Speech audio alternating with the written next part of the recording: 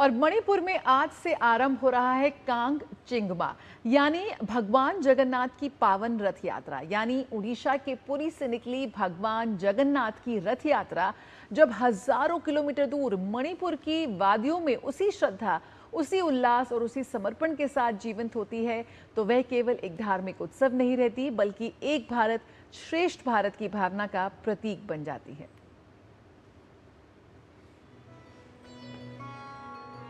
मणिपुर की पहचान सिर्फ प्राकृतिक सौंदर्य से नहीं बल्कि अपनी गहरी आस्था, जीवंत कला और समृद्ध परंपराओं से भी है।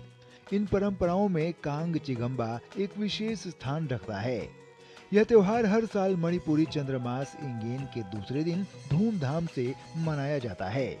ओडिशा के पुरी की तरह ही यहाँ भी भगवान जगन्नाथ, उनके बड़े भाई बलभद्र और बहन सुभद्रा की पवित्र यात्रा बड़े ही धूमधाम से निकाली जाती है। मणिपुर में इस पवित्र रथ यात्रा को कांग चिगम्बा कहा जाता है।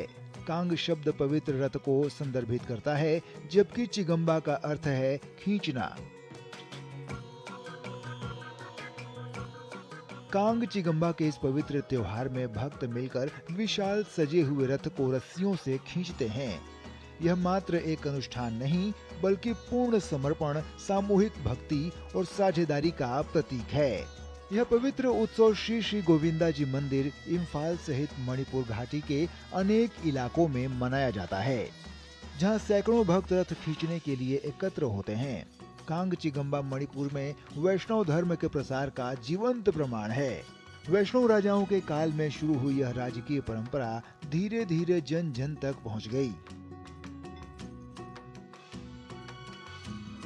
कांग चिगम्बा केवल भगवान जगन्नाथ की रथ यात्रा नहीं बल्कि भारत की सांस्कृतिक एकात्मकता का जीवंत उत्सव है, जहां पुरी की परंपरा मणिपुर की संस्कृति में नए रंगों के साथ खिल उठती है।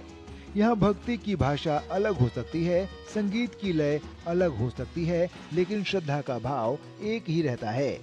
और शायद यही है अनेक परंपराओं में एक आस्था और एक भारत श्रेष्ठ भारत की सबसे सुंदर अनुभूति। Bureau report, DD news.